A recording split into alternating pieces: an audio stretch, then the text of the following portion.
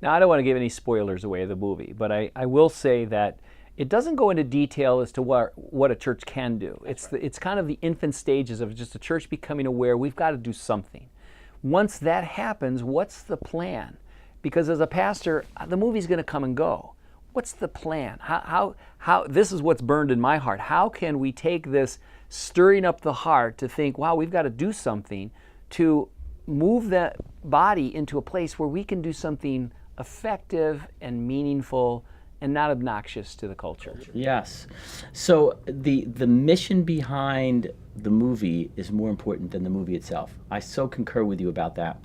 And we are lining up all of our ducks to be able to go into churches where now those congregants are inspired to do something and they say, I want to get involved.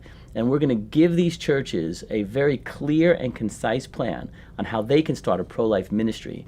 In fact, we have a leaders video that discusses some of that as well. But that's our whole motive behind this. It's not about getting people to go see a movie and feel good. In fact, people are going to leave the film voiceless, and they're not going to feel these Holy Spirit kind of goosebumps. Hey, I feel really good about it. They're going to leave a little bit disturbed. They're going to leave thinking, I've got to do something about this. And so we have to be ready to give them something to do, and we're planning to do that. Well, I've been involved in this project from almost the beginning, not quite, but you brought me into it. I read the script and I made comments, and we bantered back and forth about a number of things, and even just how a pastor receives this and how this is going to be touching him. And I keep coming back to the fact that in many parts the movie nails the reality of it in a heart that brings tears to your eyes. We can't just ignore it, but we've got to do something productive. So those 2 points, it hits the real mark of the church getting mobilized. And pastors, I think the big thing is, look, we don't have enough people to get involved in our children's ministry and this ministry, that ministry. How can I start a pro-life ministry? And the reality is you'll have more people that will want to do something, particularly, and I would say this, and this is what struck me, pro-life evangelism.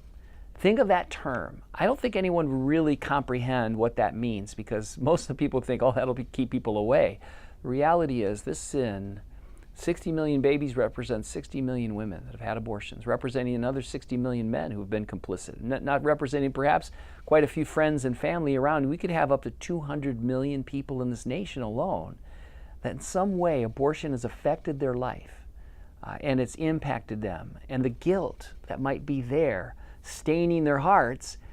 And even with godly women who have had abortions now in their past, been afraid to say anything, that now are being willing to say, I had an abortion, and the stigma of it can be more, look, I want to do something to help others not make that same mistake. It messed me up. It hurt me. I weigh that in my heart every day of my life.